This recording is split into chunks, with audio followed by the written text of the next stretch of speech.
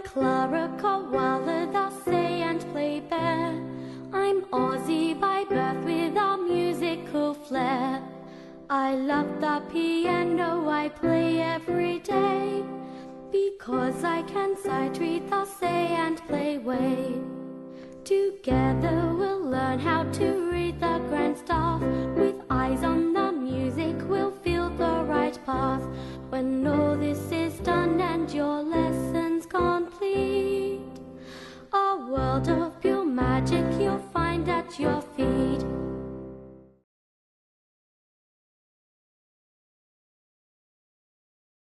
Traditionally, the way we use our senses when reading the musical language of notation has followed the tried and true path associated with oral and written language skills. Just like reading a book, we read from top to bottom and left to right of the page, one line at a time. This formula continues to be very successful with one-line melodic instruments where the intervallic note-reading approach works. However, harmonic instruments are a completely different story. The music you are viewing right now is in two-part harmony, bass to treble, the most difficult music to read at sight, as any student of J.S. Bach will attest to. I would like to demonstrate for you now two completely different ways to sight read this material. Firstly, the traditional way, and secondly, the say and play way, so that you could compare and contrast these two opposing mental strategies and evaluate their assets and liabilities for yourself. The traditional way, or safe way as I see it, is one totally dominated by the ear and its desperate need to protect itself from dissonance, sounds that disturb the ear.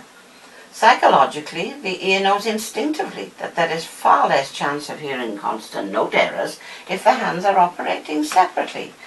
So a child will always do what comes naturally and plays with the right hand.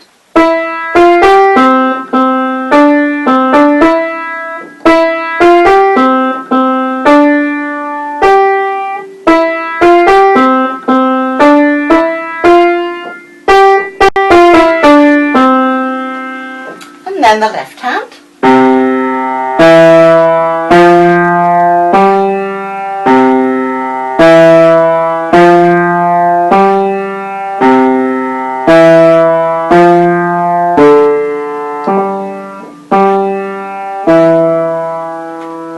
Now when they go to put it together, they have absolutely no idea that your eyes and mind can't read the treble and bass at the same time. So now they're going to start making note errors because they will have to choose which line to read, and it will invariably be the treble and the melody line. And so now the left hand is left in your peripheral vision where they could see the notes but can't identify anything. So now this is where the trouble starts. And if they miss that third in the bass, in that first line, this is liable what will happen. And that will put them off for life. Now only the courageous children will continue and put that right and continue on. The majority of them will give up and memorize the right hand, memorize the left hand and put it together.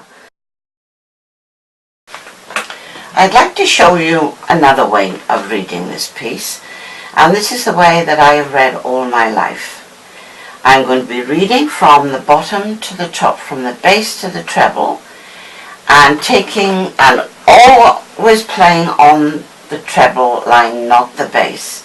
So I'm going to say and play, and if you notice there'll be a rhythm to this. So say and play is basically ti-ti-ta, and that is the rhythmic heartbeat of the piece as I read it. So I'm going to do C and E, E and C, F and D, G and E, C and E, E and C, F and D, G and G, C and E, E and C, F and D, D and F, G and G, G and F, E and C, silently. Now all that's left to do now is, when I put it together, is to read the melodic line. So here we go, still saying in my head C and E, E and C.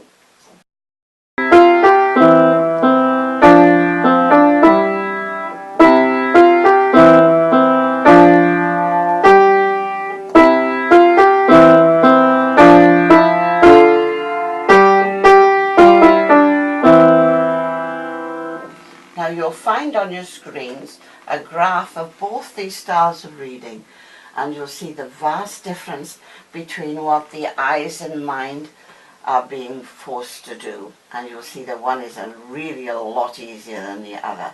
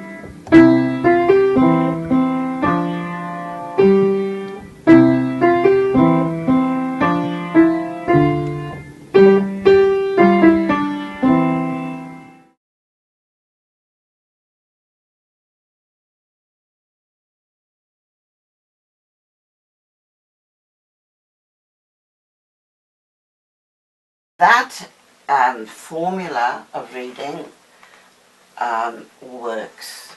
It worked for me, and I know it will work for you. So give it a try and see if it doesn't improve your reading out of sight. Now, once we've mastered 2-part reading, which is by far the most difficult, 3 parts are easy. So all we have to do now is read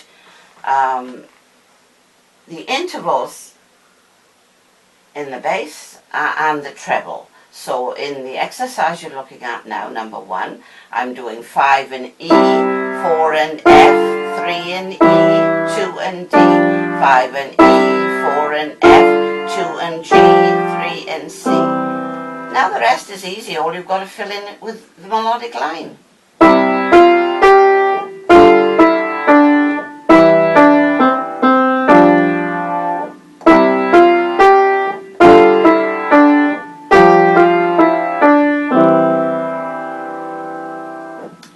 To do one where the intervals are in the right hand rather than in the left.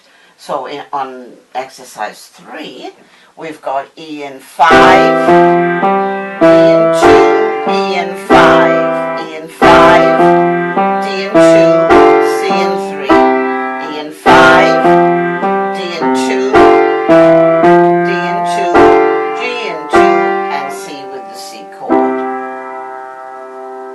Now, when we get into 4-part reading, this is where you see a big smile on the student's face, because they absolutely love this.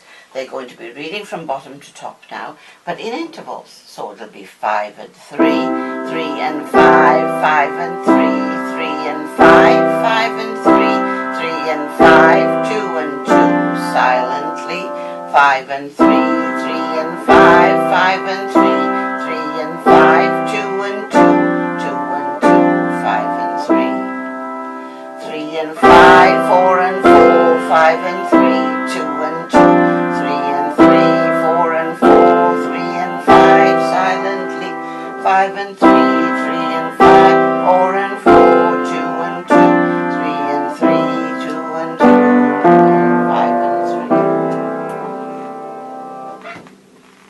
3. Now, when they've got to that stage, they are perfectly comfortable with the hand position they're in. All you have to do now is extend that out to the octave and then change it into every key known to man, and your eyes and mind will be so well trained they will do that for life, which is exactly what happened to me.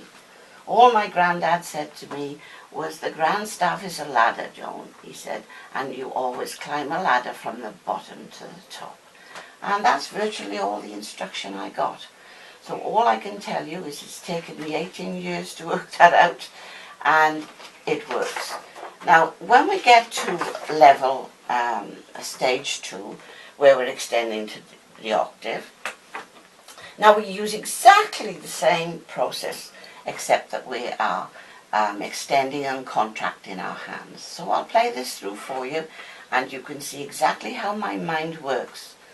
5 and 3, 4 and 5, 3 and 5, 3 and 6, 3 and 5, 4 and 5, 5 and 3, silently, 2 and 3, 3 and 3, 4 and 5, 3 and 5, 4 and 5, 5 and 3, 8 and 3, 5 and 3, 4 and 5, 3 and 5, 3 and 6, 3 and 5, 4 and 5, 5 and 3, 7,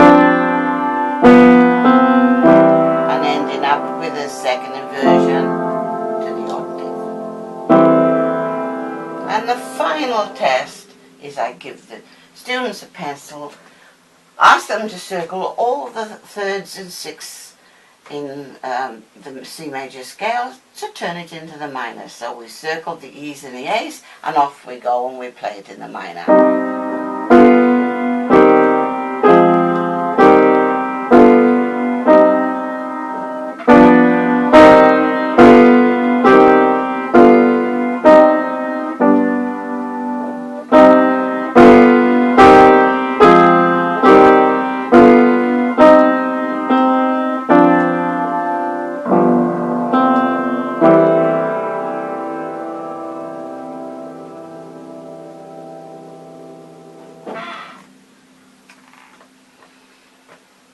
These are all the basic reading skills you need to have a lifetime of love and joy at the piano.